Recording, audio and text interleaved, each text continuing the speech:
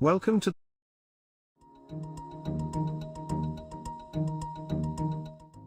the meeting room at Global TV Talk Show, a broadcast service of globalbusinessnews.net.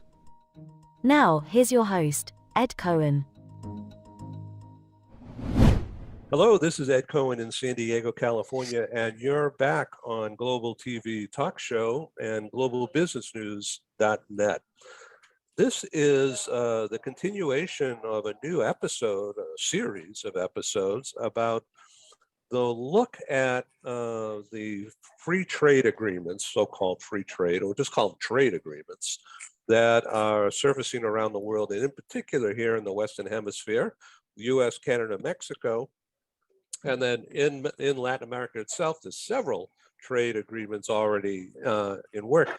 We're going to focus in on the expansion of the middle classes across Latin America, directly resulting from the growth and organic development of businesses local across Mexico and Brazil and Chile and others. And with us is Felipe from Santiago, Chile. Felipe, I want to go to you and ask you quickly about, give us a general description about you, but also, if you can, keep that to 32 seconds or so.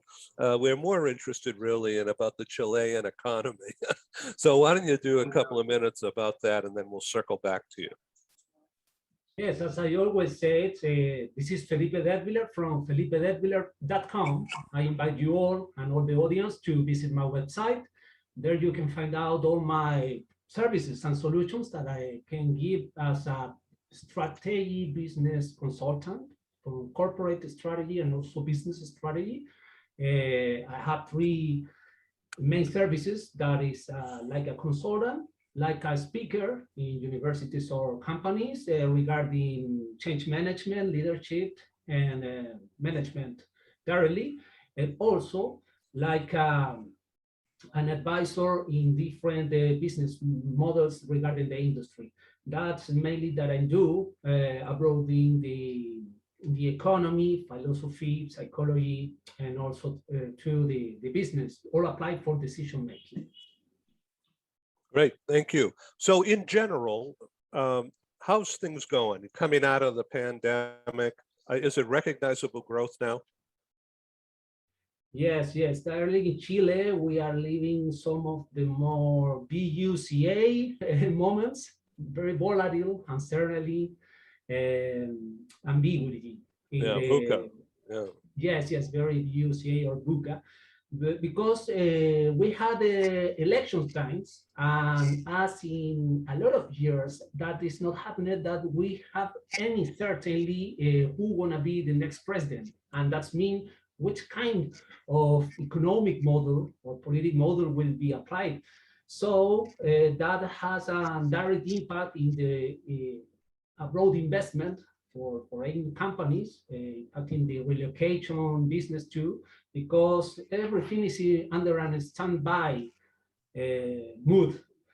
I mean, the companies has freeze all the investment. That means that we don't have more inbound relocations, and the decision in any case to perform outbound relocation from Chile, that is not confirmed, because it's not confirmed who's going to be the next president of Chile. Very weird. And always we have a trend of the preference. So nowadays we don't know what's going to happen in that case. And also we have some phenomena very interesting to comment regarding the GDP of Chile, because the Chilean economy has grown unusually an 18%, double points like China. That's because the low comparison terms on the previous year, 2020, the pandemic year, very low comparison rate, and also the government has gave a lot of bonds, and the parliament has voted for the release of the pension funds. The people can take the pension funds, and that's pressing an inflation to an excess of money circulating on the market. And the economy is growing, but in my opinion, that is just a bubble, because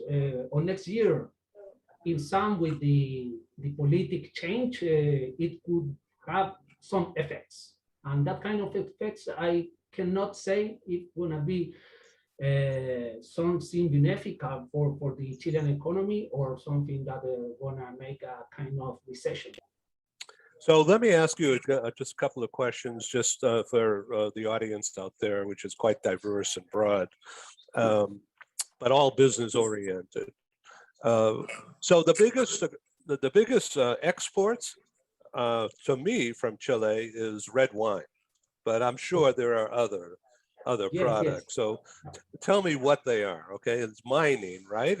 And Yes. also vegetables and fruits. I know we got some grapes in Trader Joe's, and it happens to say from Chile. Yes, I No, know no, very well no. Wait, that. that was the bottle of wine that was from Chile. No, I'm just joking. Red wine.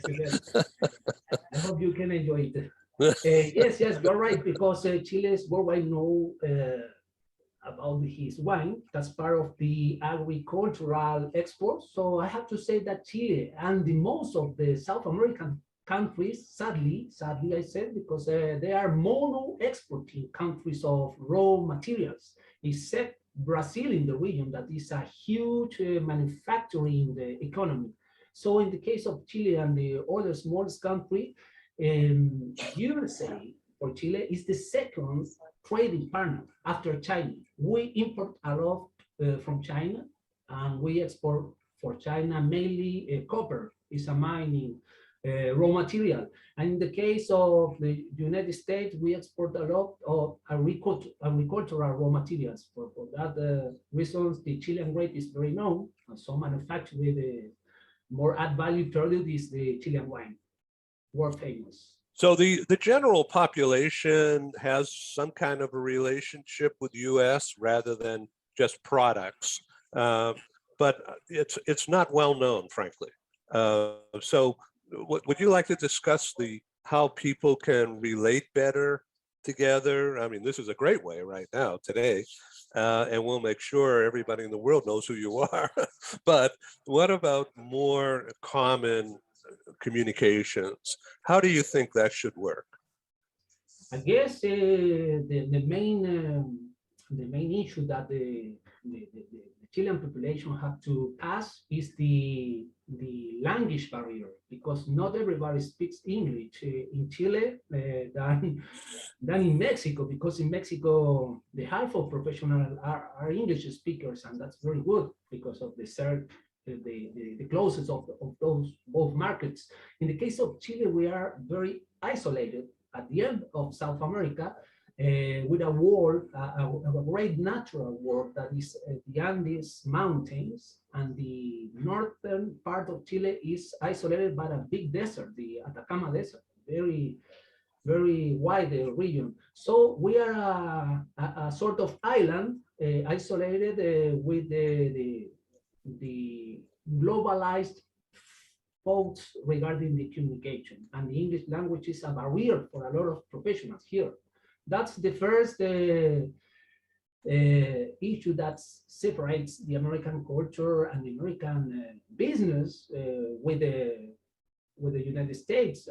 And also we are, in other part, like a contradiction, we are the most open economy in the world. We are the country with the most number of free trade agreements in the world, because our economy from the decade of 1918 has been opening, a difference of other countries in the region that are trying to manufacturing or close their economy to create their own products. And that is my first impression of an improvement opportunity. Right. Thank you so much for that. KK, I want to go to you and give us an overview of your management experience in Mexico and